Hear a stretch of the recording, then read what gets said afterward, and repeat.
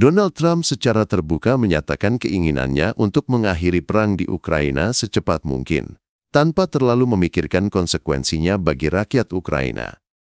Awal Maret lalu, Amerika Serikat sempat menghentikan bantuan militer ke Ukraina.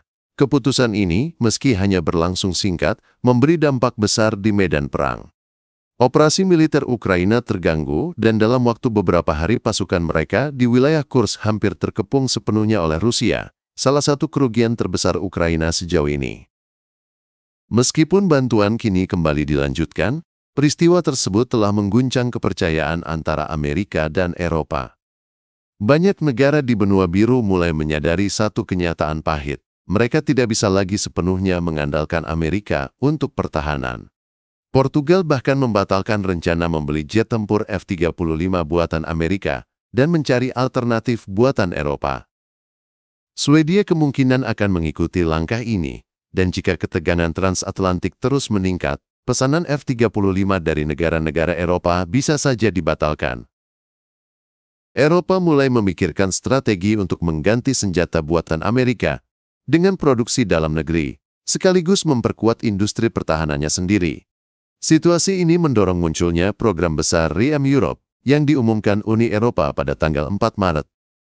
Program ini bernilai sekitar 14 kuadriliun rupiah yang didanai melalui pelonggaran aturan utang, sehingga negara anggota dapat meminjam dana untuk meningkatkan belanja militer hingga 3–5% dari PDB masing-masing.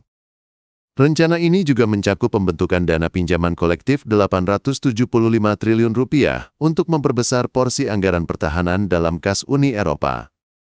Walau dana awalnya tidak langsung cair, langkah ini diperkirakan akan memicu lonjakan pengeluaran militer di tahun-tahun mendatang. Pasar saham Eropa pun merespons positif. Saham perusahaan pertahanan melonjak tajam, bahkan mencapai rekor tertinggi. Perusahaan Jerman seperti Rheinmetall, BAE Systems Inggris, dan aliansi KMW Nexter Jerman dan Prancis berada di garis depan untuk menerima pesanan besar, mulai dari kendaraan lapis baja, amunisi, hingga sistem elektronik. Namun, tidak semua persenjataan Amerika bisa dengan mudah diganti. Misalnya, sistem pertahanan udara Patriot yang selama ini menjadi andalan Eropa. Saat ini, alternatif terdekat adalah SAMPT buatan Eurosam hasil kerjasama Prancis dan Italia, tetapi kemampuannya belum setara dengan Patriot. Untuk itu, Eropa harus menginvestasikan dana besar guna memperkuat industri pertahanan udaranya. Begitu pula dalam bidang intelijen, pengintaian, dan pengawasan. Selama ini, kemampuan ISR Eropa sangat bergantung pada Amerika, khususnya dalam perang di Ukraina. Jumlah pesawat pengintai di Eropa masih sangat terbatas. Banyak negara bahkan tidak memiliki satupun. Proyek seperti dari Jerman dan sistem peringatan dini buatan Saab dari Swedia menjadi harapan baru, meski masih butuh waktu bertahun-tahun untuk operasional penuh. Ketergantungan lain yang belum terpecahkan adalah komunikasi satelit. Di Ukraina, sistem Starlink buatan Amerika terbukti vital dalam menghubungkan pasukan di medan perang. Eropa belum memiliki sistem setara, meski perusahaan seperti Eutelsat sedang membangun alternatif. Salah satu isu paling rumit adalah mengganti jet tempur F-35. Banyak pihak khawatir pesawat ini memiliki kerasaklar pemutus EV yang dapat dikendalikan Amerika dari jarak jauh. Walau belum terbukti, kekhawatiran ini membuat beberapa negara ingin mencari pengganti. Peningkatan produksi jet Rafale dari Prancis, Eurofighter, dan Gripen dari Swedia bisa menjadi langkah sementara. Namun, pesawat-pesawat ini masih berada di bawah F-35 dari segi teknologi. Di sisi lain, Turki sedang mengembangkan pesawat generasi kelima bernama Kaan, yang bisa menjadi pilihan realistis mulai 2028. Meski begitu, hubungan politik antara Turki dan Uni Eropa harus membaik agar kerjasama ini bisa berjalan. Tidak semua pihak di Eropa sepakat untuk membeli senjata dari luar. Prancis menyarankan agar dana pertahanan hanya digunakan untuk produk buatan Uni Eropa, demi mencapai kemandirian strategis. Sebaliknya, Jerman bersikap lebih fleksibel, membuka peluang pembelian dari negara sahabat seperti Inggris, Norwegia, atau Turki. Perbedaan pandangan ini bisa memperlambat sebagian rencana, tetapi dana nasional yang berasal dari utang tidak dapat diintervensi oleh negara anggota lain. Jika dilihat dari sumber daya, Eropa sebenarnya memiliki semua yang dibutuhkan untuk berdiri sendiri. Pada 2024, total PDB Uni Eropa mencapai 294,5 kuadriliun rupiah, hampir 10 kali lipat ekonomi Rusia. Dari sisi populasi, Eropa memiliki 3 kali lipat jumlah penduduk Rusia.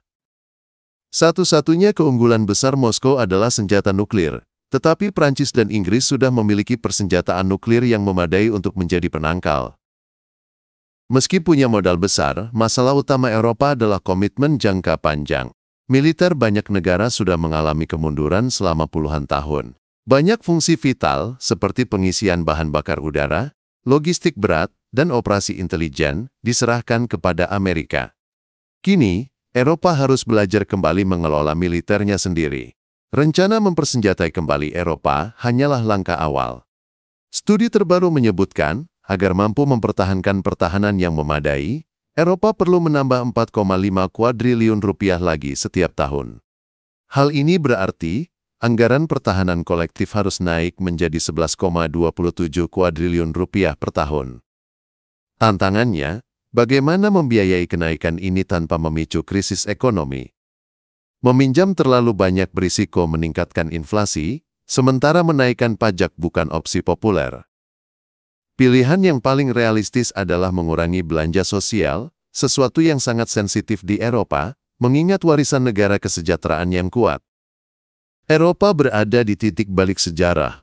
Selama beberapa dekade, mereka menikmati perlindungan gratis dari Amerika, sehingga bisa mengalokasikan lebih banyak dana untuk kesejahteraan sosial.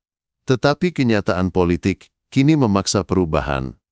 Ancaman nyata di perbatasan timur, ketidakpastian hubungan dengan Washington, dan kebutuhan untuk mempertahankan Ukraina adalah alarm keras bahwa keamanan tidak bisa diimpor selamanya. Memperkuat pertahanan berarti membuat pilihan sulit, dan itu berarti mengorbankan sebagian kenyamanan masa damai. Pertanyaannya bukan lagi apakah Eropa mampu, tetapi apakah mereka bersedia membayar harga tersebut. Pada akhirnya, sebuah benua hanya bisa setangguh tekad politiknya. Sejarah tidak memberi banyak waktu bagi mereka yang ragu-ragu. Dan di medan perang, keraguan adalah kemewahan yang tidak bisa dibeli.